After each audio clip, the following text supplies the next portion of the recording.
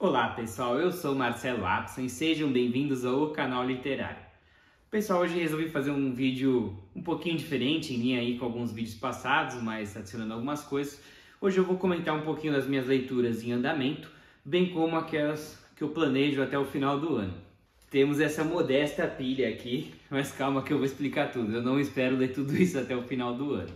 Mas antes, se você é novo no canal, não se esquece de já se inscrever e deixar a sua curtida. E lembrando que comprando qualquer obra aqui exposta ou qualquer outra, desde que pelos links abaixo, ou à direita ou à esquerda, para cima, não sei, você apoia o canal com uma pequena comissão e não paga nada mais por isso. Desde já agradeço o seu apoio.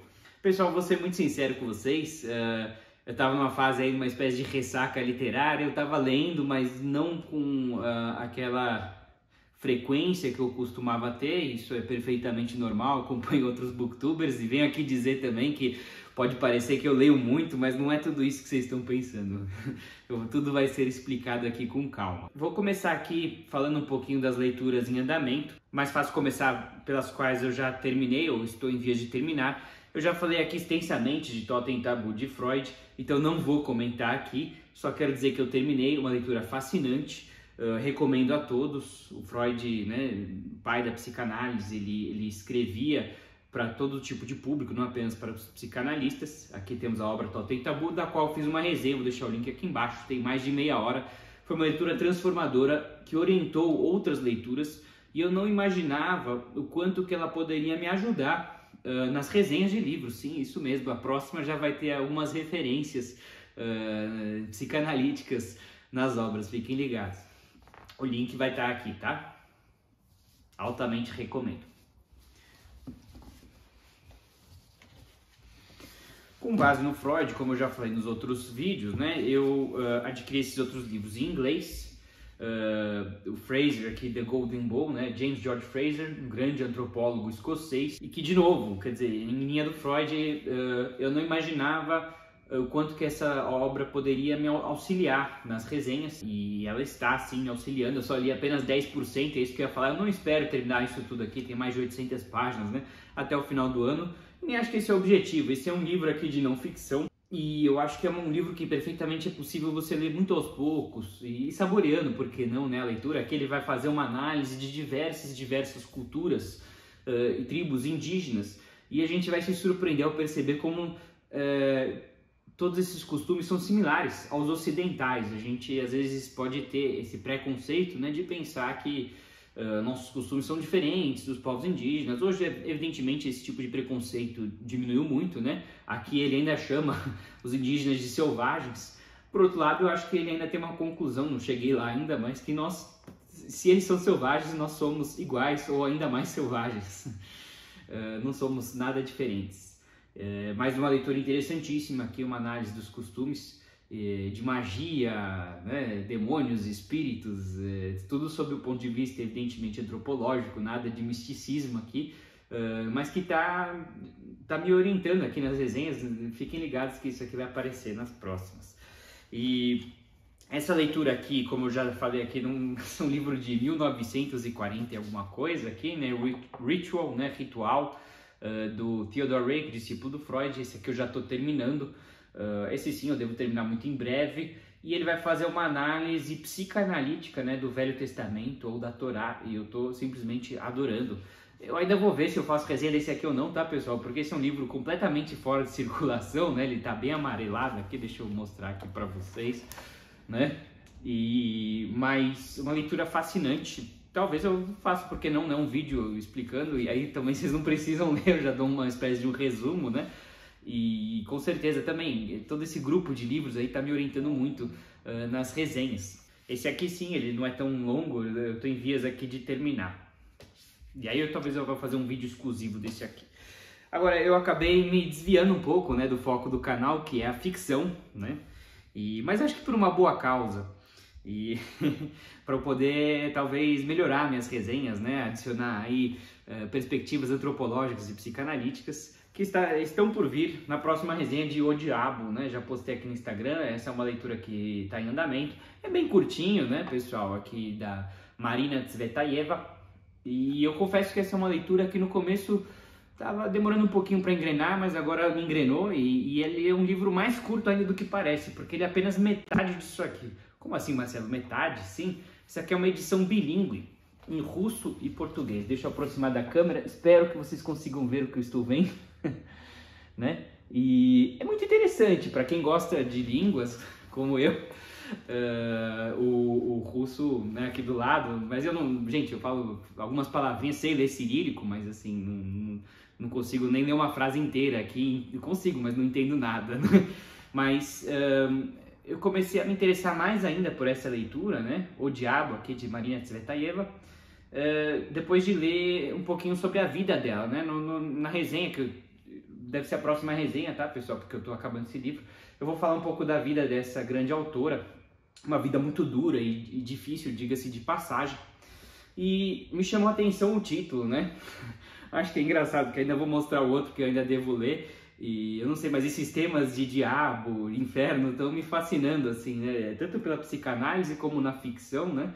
É um tema que sempre me interessou, não sei, sempre achei inusitado, assim, né? E aqui vai falar, assim, de uma perspectiva até mais infantil do diabo, né? Uma criança que enxerga esse diabo, mas não é que o diabo manda ela matar gente, nem nada disso, não, pessoal, é como se fosse um diabo travesso, alguma coisa assim, né?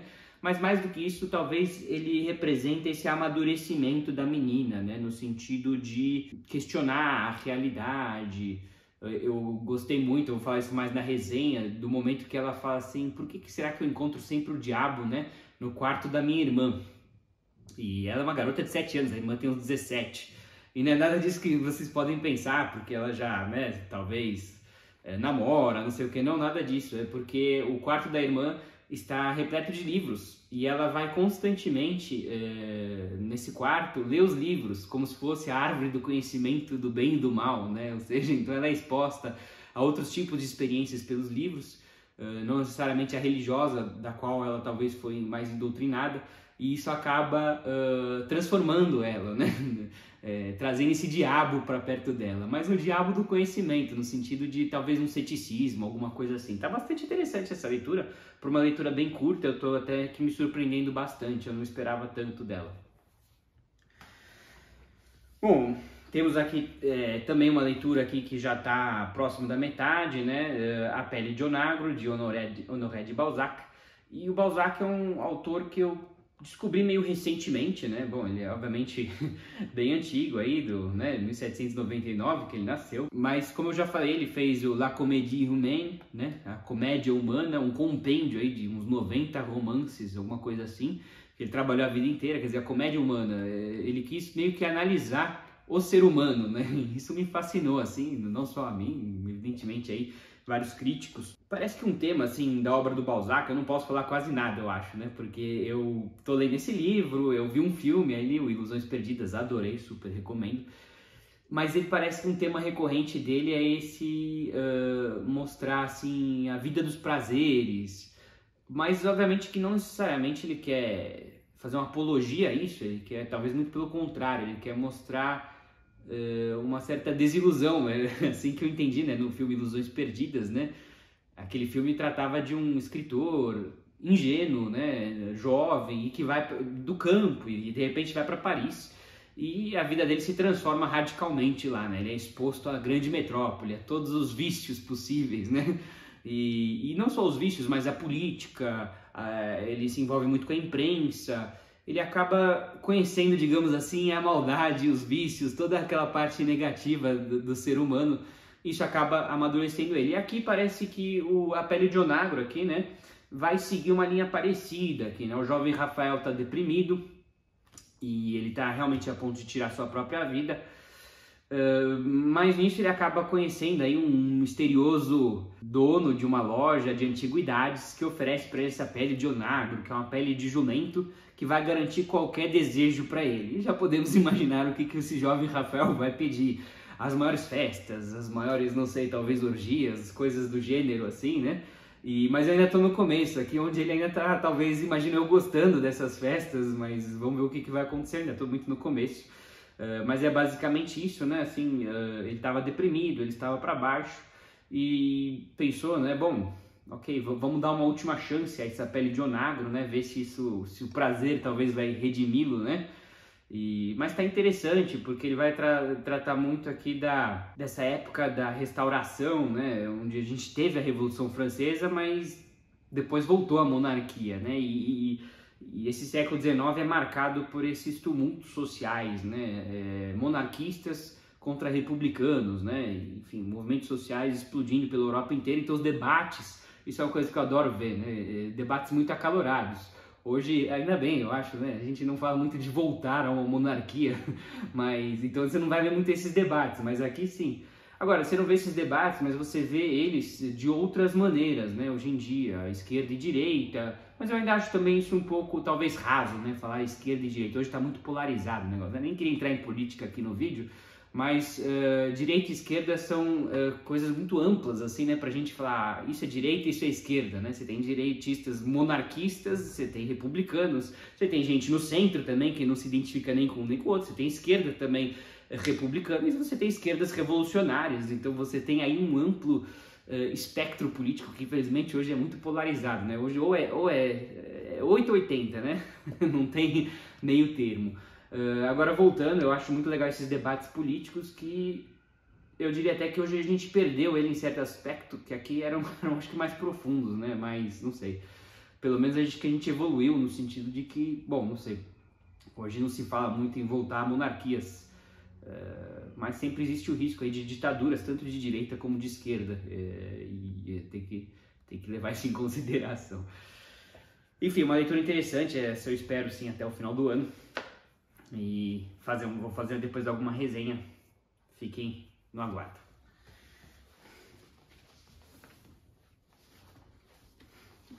Gente, esse livro eu falei aqui, né, O Jogo da Amarelinha, de Julio Cortázar, escritor argentino, que na verdade nasceu na Bélgica, mas a família é de lá, né, da Argentina. Eu falei muito em vários vídeos, né, pessoal, a leitura ficou um pouco parada, mas eu tô querendo retomar ela e já estava bem próximo do final, esse que é o problema. Eu não sei por que cargas d'água resolvi parar, faltando pouco, né, e agora eu preciso dar uma revisadinha, mas eu acho que é possível, eu não preciso começar do começo, eu lembro bastante aqui do enredo, e é uma obra difícil, tá, pessoal, inclusive vai ser uma resenha difícil de fazer, porque o Cortázar parece ter esse estilo mais iconoclasta, assim, né, de querer questionar todos os padrões literários da época, não só literários como filosóficos, né? Em suma, assim, o texto é uma espécie de uma bagunça, assim, um pouco que nem o James Joyce, né? O Ulisses, ele vai muito nesse esquema de fluxo de consciência. Ele realmente quer tornar a obra quase que, não vou dizer ilegível, mas algo próximo disso. Em certos capítulos, pelo menos, fica bastante difícil. Mas se você entender que o objetivo dele não é necessariamente que você entenda palavra por palavra, mas sim um pouquinho ser deixado levar, né, pela prosa dele, então você vai curtir muito mais, né? Esses enredos em fluxo de consciência, eu imagino que não é o objetivo do autor que você faça a digestão aí de cada palavra que ele vai colocar, porque às vezes um período vai ter, não sei, 100, 200 palavras, né? Mas não é tudo assim, tá, pessoal? Ele tem seus momentos mais Ulisses e tem momentos ali onde o enredo segue normalmente.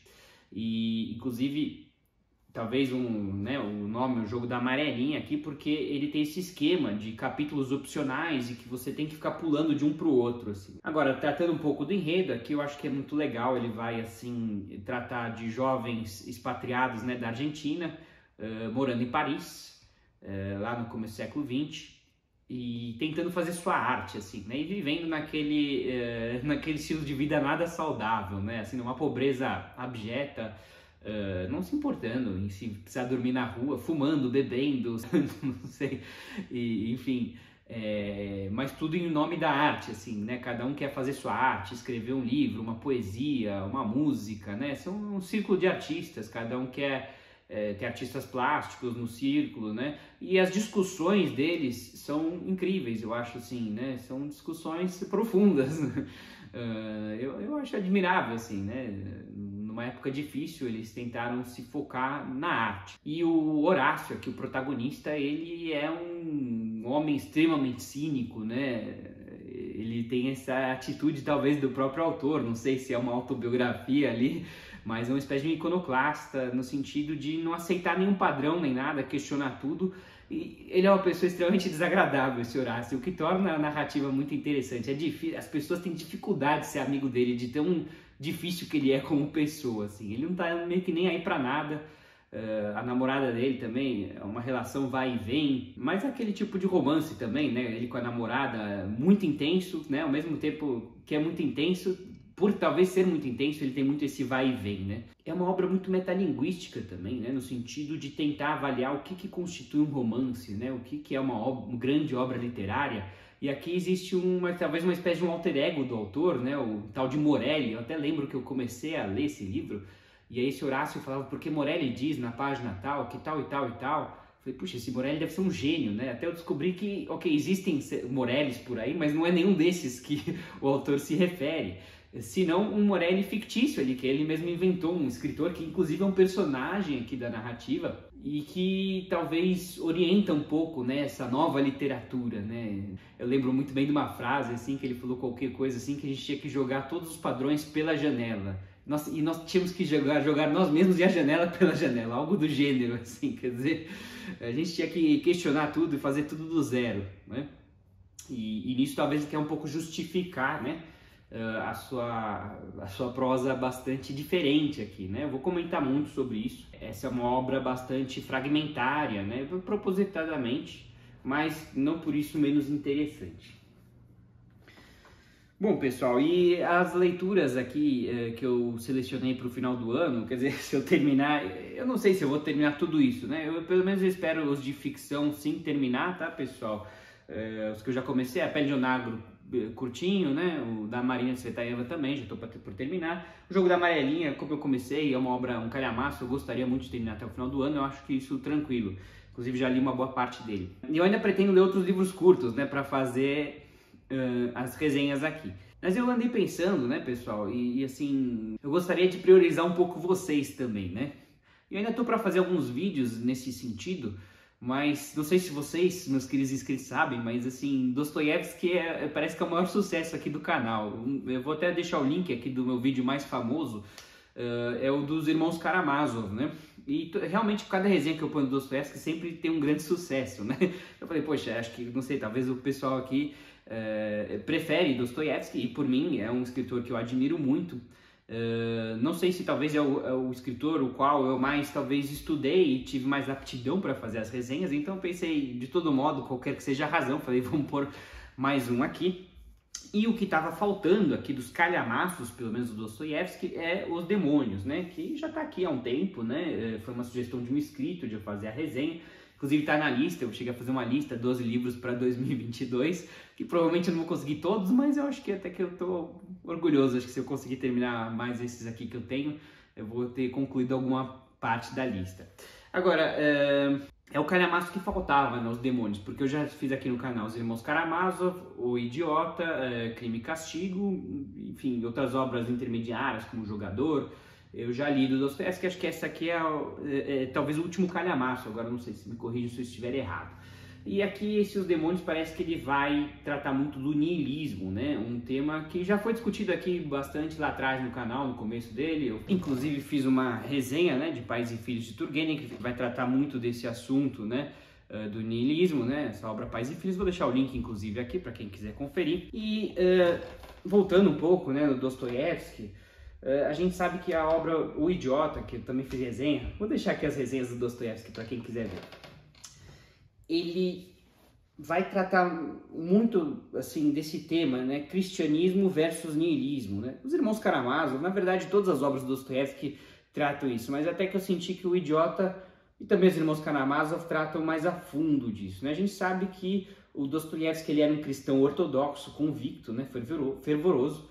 Na verdade, ele talvez não era tão fervoroso assim até a falsa execução dele, né? Ele participou de círculos revolucionários e ele foi finalmente preso e sentenciado à morte, mas na verdade no dia ali da execução o czar, entre aspas, perdoou ele e comutou a sentença dele pelo exílio na Sibéria, né?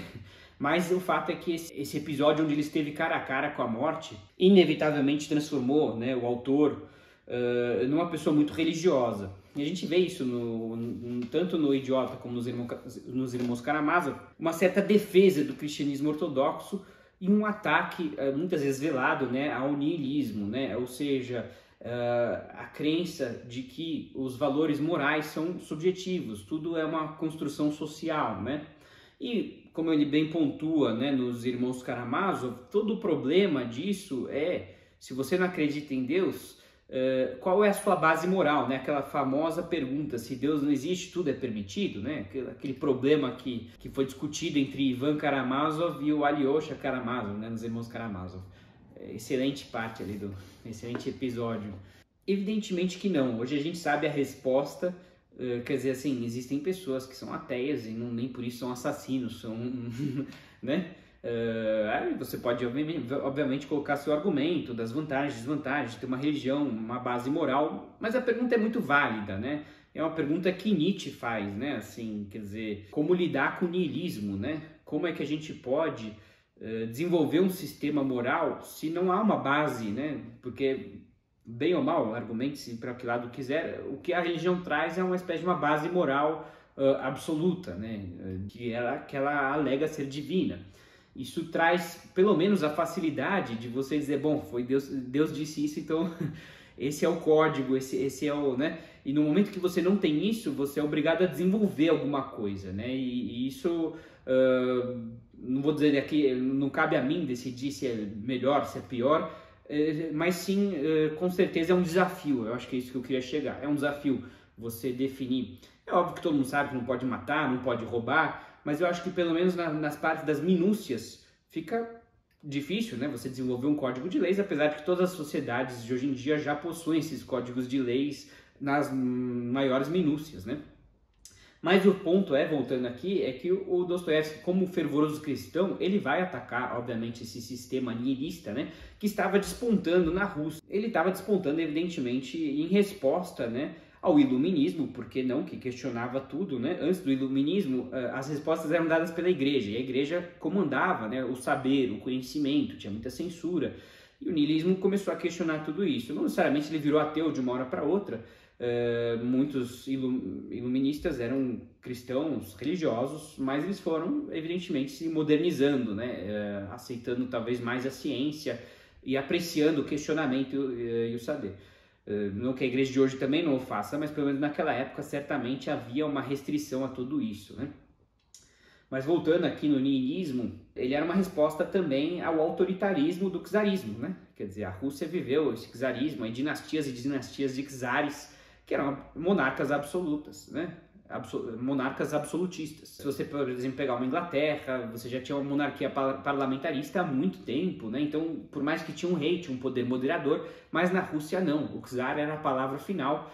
E ainda lá para o final do czarismo foi implementada aí um parlamento, né, uma assembleia, mas que era muito fantoche, assim, não tinha grandes, né? Esses nihilistas foram bem longe, inclusive conseguiram assassinar o czar Alexandre II, se eu não me engano. Então foi um movimento que ganhou muita força, né, na Rússia czarista. Agora, devemos lembrar que o Dostoiévski já foi um revolucionário e ele não podia falar mal do czar, afinal ele já quase foi fuzilado, né? Então, ao ler Dostoiévski, eu e o Marcelo tem essa opinião de que a gente não está vendo o Dostoiévski inteiro, né? Muito provavelmente, por ser cristão ortodoxo, ele compactua mais com, assim, a realeza, assim. É verdade que ele participou de um movimento, digamos, republicano, né, anarquista, mas talvez ele não seja efetivamente contra um czarismo, mas sim talvez a favor de, por exemplo, uma monarquia parlamentar, algo assim. Ele com certeza ele não era da absoluta direita, ele pendia um pouquinho mais para o lado, né, para o centro, né, não vou nem dizer para a esquerda, mas o fato é que a gente nunca vai saber, né, as reais convicções dele, porque ele provavelmente tinha medo de falar, né. Então é só isso, assim, eu espero ler esse aqui até o final do ano, né? E vamos ver, são umas 600 páginas, mas eu gosto muito de Dostoiévski, vocês gostam muito de Dostoiévski, e eu acho que seria uma grande adição para o canal, e para mim, por que não? Adoro. E finalmente, tá, pessoal, temos aqui os anos de aprendizado de Wilhelm Meister, de nada menos do que Goethe. E eu já falei aqui, mas repito, né, o Goethe me atrai muito, principalmente pelo Fausto, né, já falei e repito, eu gosto desses temas do diabo e tudo mais, Mas eu não tenho Fausto aqui, né? Eu cheguei a ler no Kindle em inglês, umas partes, né? Uns 25%, tá muito interessante. É uma leitura que eu devo voltar aí em 23%. Mas enquanto isso chegou esse aqui do Goethe, né? Eu comprei por sugestão de um inscrito lá no começo do canal. E ele vai nesse estilo Bildungsroman. E lendo um pouquinho da descrição, né? Me lembra muito assim as obras de Thomas Mann, outro autor aí que eu devo voltar em 23 aí, né? Nesse sentido daquela dialética assim entre arte e comércio, assim, né? Aquela oposição assim. Aqui parece que o jovem William Meister, ele vem de uma família mais aristocrática ou burguesa, uma família mais abastada, e a família quer que ele tenha, talvez, aquela história, um emprego de verdade, né? E ele é um jovem apaixonado pela arte, literatura, pela música, ele quer ser artista, né?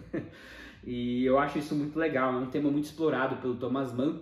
Eu imagino que os autores talvez passaram por isso, né, em suas infâncias e adolescências, né? No sentido de se tornaram artistas no final das contas, quem sabe enfrentaram a oposição dos pais naquela época, né? O Thomas Mann, eu lembro que ele sempre traz algum tipo de personagem que o pai queria que o filho trabalhasse numa madeireira e o filho queria ser poeta ou coisa do gênero, nada a ver uma coisa com a outra. Mas eu acho isso muito legal, né? E esse enaltecimento da arte e da cultura é tão importante nos dias de hoje. Essa obra vai nesse estilo, né, Bildungsroman, né, romance de formação, então parece que a gente vai acompanhar aqui esse William Meister, né, por todas essas páginas, né, o seu crescimento, o seu amadurecimento. Eu acho esse tipo de obra muito legal, porque a gente acaba se apegando mais na personagem, né? Bem ou mal, a desvantagem de um livro pequeno, né, é que quando você começa a gostar da personagem, ele vai embora. E o calhamaço, por mais desafiador que seja, né, a personagem te acompanha aí por mais tempo, especialmente nesses Bildungsroman. Então é isso, pessoal. Espero que vocês tenham gostado desse vídeo. Fiquem ligados aí no canal. E eu ainda planejo fazer mais leituras, se possível, né? Pelo menos as menores aí, para a gente não ficar muito tempo sem se ver, sem se conversar. E é isso, pessoal. Coloquem nos comentários o que vocês acharam desse vídeo. Vocês já leram alguma dessas obras? É isso. Muito obrigado e até a próxima.